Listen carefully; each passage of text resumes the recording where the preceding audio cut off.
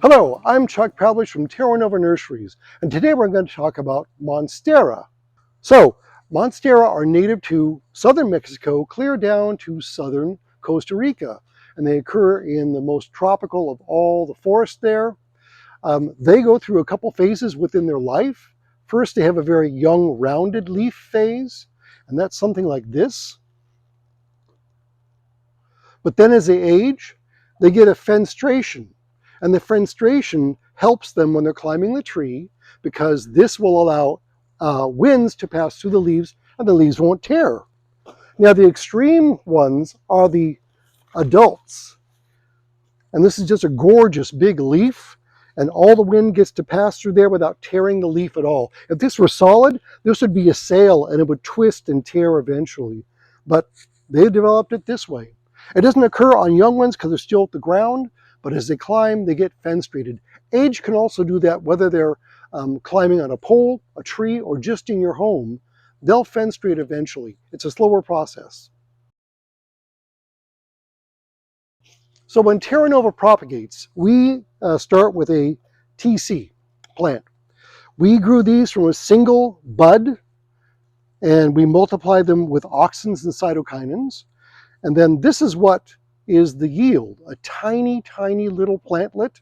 Now this one actually has a small root forming, but it doesn't actually need it to be planted. Sometimes, that's got lots of roots. That's got roots. Well, it looks like all of these have roots to some extent. Oh, here's one. Yep, here's one without roots, and this is just as good to plant as any of the ones with roots. And we put them into a heavy coco coir cell, and we use a forceps. Simply take the plant, put it in a 72 cell, firm the soil around, and then we water it to make sure that the soil is in contact with this. Now this is a soilless media. It is coco coir and perlite, so it's very sterile and clean, very airy, and that's what these like especially. So we planted our TC plant, and then about 8 weeks later, we have a fully sized, ready to sell little plantlet. And from this size, they're probably going to be transplanted into something like a 4 or 5 inch pot. And we have a very chunky, well-drained potting soil here. This is custom made for us, and it's very easy to plant them. Just make a little hole in a full pot. Now I pre-moisten the soil here. That makes it easier to water when you do water it, and it's better for the plant so no dry soil comes in contact with the roots. Simply press it in, firm it around, don't bury the crown, and there you go. This is ready to go. Now in a couple more weeks, we have this. This is only about 8 weeks after this size. So they do grow quite rapidly. And eventually, you'll get things like this. Nice long branched tips. And then they'll go to this size within a few years. This is probably 3 years old from a TC start. So not too long to get giant sized plants in the right environment. So lots of light, not full west sunlight, good food, good water, and good care. That's how to get them big quickly. Now for propagation, we do it with TC, of course, but at home, you're going to want to take a cutting. And sometimes cuttings are traded and you receive them with or without roots. And this is just as good as anything else. Now the two ways that we do propagate these in home, we can stick this in a little glass of water and change the water out whenever it starts to get cloudy or brown. And this already has a tiny root forming, and that's a really good thing because this is where it's going to start growing. But they can grow roots even on damaged roots. There we are. So this is a broken root, but look, it's formed a new rootlet right at the end. They have one forming right here also. So they form roots really easily, and they're hard to damage actually. Now, the other way that we propagate is with sphagnum moss. And what I have here is forest moss, really just collected off the forest floors here in Oregon. And we simply take the cutting, wrap it in the moss. This has been pre-moistened also. Of course, in Oregon, all moss is pre-moistened. And then, here's the propagation tray. Now, these are readily available online from a lot of places now. Used to be these were rather, you had to buy them in bulk or they just weren't available. So we have moss ball, cutting, lay it down, put a little water in the base here, just a little bit to keep this very, very moist. Roots naturally grow best when it's dark. So you're going to help this root by keeping the moss ball around it. That'll keep it plenty dark. And then we put the lid on, tuck them all in, and that's about it. Now this should be in a well-lit area, but within about 10 days time, you'll see the roots growing. And then within 30 days, usually it's ready to pot up. Now, when you transplant this, don't be surprised if the plant starts to wilt a little bit because it's used to a superhuman environment, but it'll soon form more cuticle on the leaf that will toughen it up and prevent it from wilting too much. It's not a hard thing to do at all. So when Monsteras eventually get to be some size and age, they'll actually fruit. And this is a Monstera fruit. Now the fruit are edible because this is Monstera deliciosa. And of course, deliciosa means delicious. And it is delicious when it's fully ripe. It tastes a lot like pineapple with maybe a little mango in it, but some people are allergic to it. You'll get a prickling in your throat and maybe a tingling on your tongue with some little bit of sharp little points. It feels almost like a little crystal on your tongue.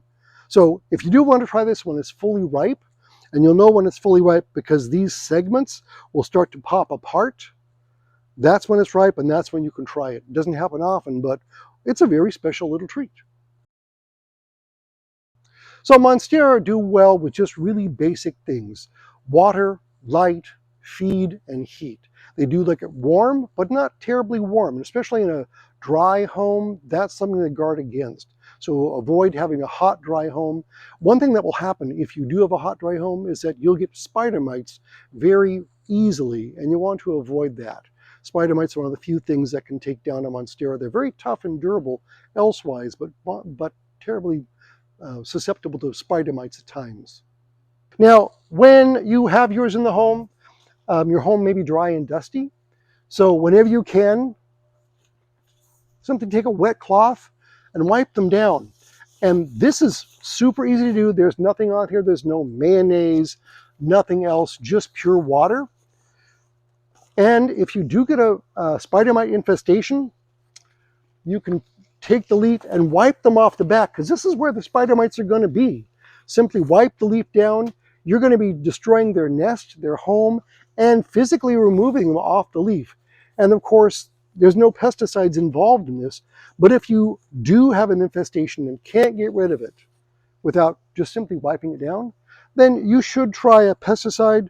Just follow all the rules and the label directions on it. So if you have air roots coming off the plant, you can remove them. They can be unsightly. I don't mind them terribly, but you just simply cut them off. They use these for anchoring on trees. They don't really use these to collect anything because there's really nothing in the air that they can get. Now see, this is already cut off and it already branched. Cut it off again. Keep them clean. It's really simple. It doesn't damage them at all. There'll be no difference in how this plant grows or performs at all because these weren't doing anything. They're looking for a place to hang on to. Don't let your cat get too near it.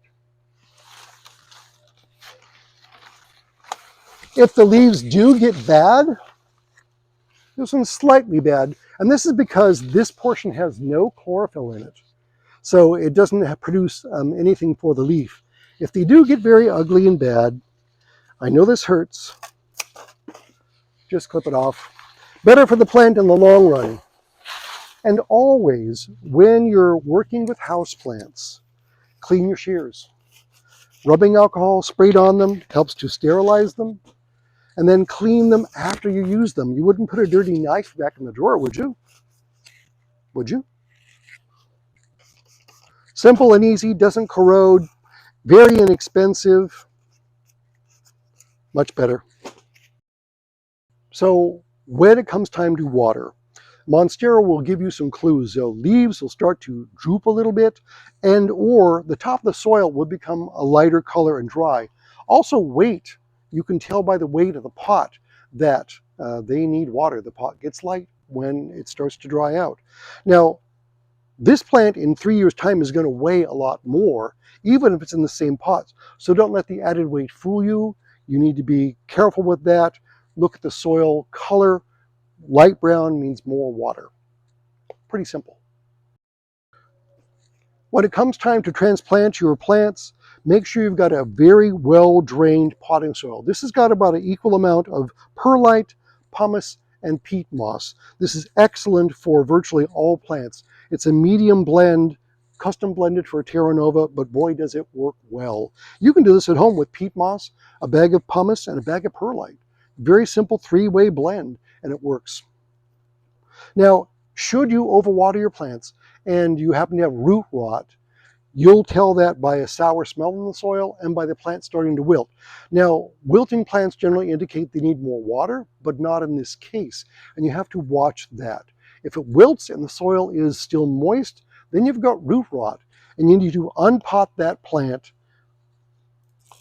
examine the roots, pull off any dead parts of the roots, and then replant it in a great potting soil. Sometimes you may have to start over again with a cutting because the roots may be that damaged. In that case, just do the same thing, clip it with sterilized shears,